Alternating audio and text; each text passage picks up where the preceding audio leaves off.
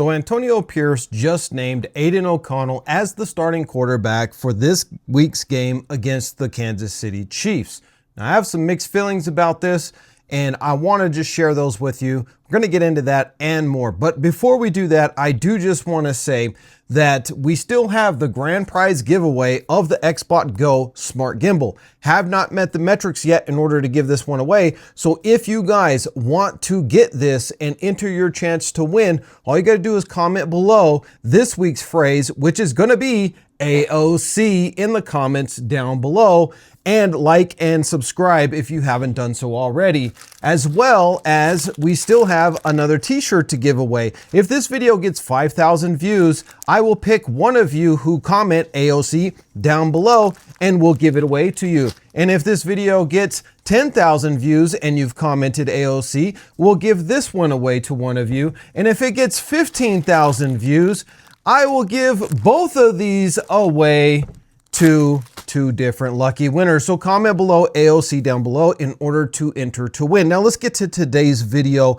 and that is my mixed feelings of how AOC is going to be the starter against Kansas City. In one regard, I am really happy for the kid, and I'm excited for the kid to get to go and face KC in KC once again.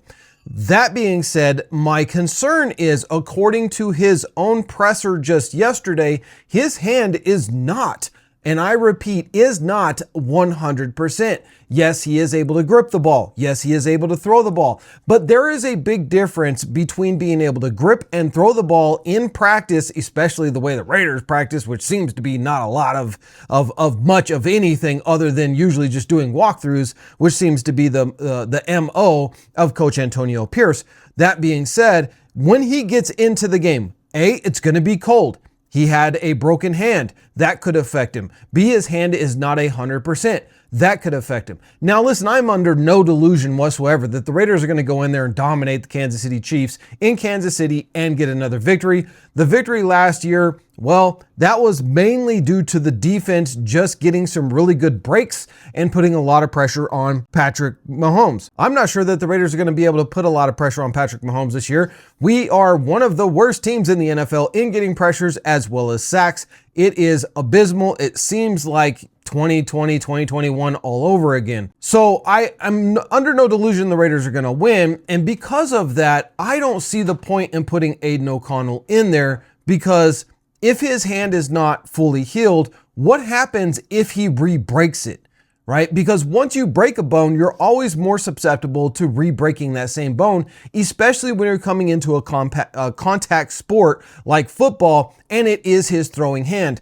I've got to be thinking about, Aidan O'Connell's longevity in the NFL. And if I was, Antonio Pierce and I really cared about my player, I wouldn't start Aidan O'Connell today, or I wouldn't start Aidan O'Connell this week against the Chiefs. I would give his hand at least one more week to heal and start Desmond Ridder. Listen, you went out and you got Desmond Ridder for a reason. He's been the backup quarterback for a reason. The kid has starting time in the NFL with the Atlanta Falcons, and he can definitely run this offense. There's no reason why you would not start Desmond Ridder come against the Kansas City Chiefs for at least this week, and you're giving another good 10 days of rest and healing and working on that hand for Aidan O'Connell to come in the last handful of games throughout the season and really see what he's got. There's two benefits to doing it this way. Number one is that you get to see what Desmond Ridder has.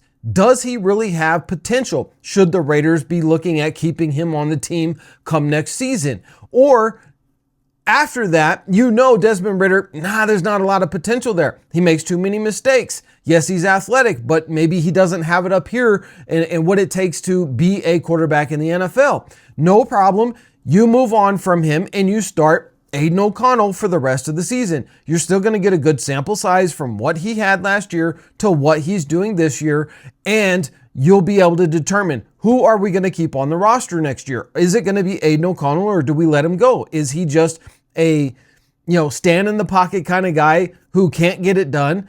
Or Is Desmond Ridder got some potential as an athletic quarterback? And remember, we're going to be drafting an athletic quarterback. So maybe now you can design your offense around two similar quarterbacks in Desmond Ridder and Shedeur Sanders or Cam Ward. In my opinion, I think this would be the smarter thing to do. Guys, drop a comment down below and let me know. Are you excited to see Aidan O'Connell get the start against the Chiefs, or would you have preferred to see Desmond Ridder?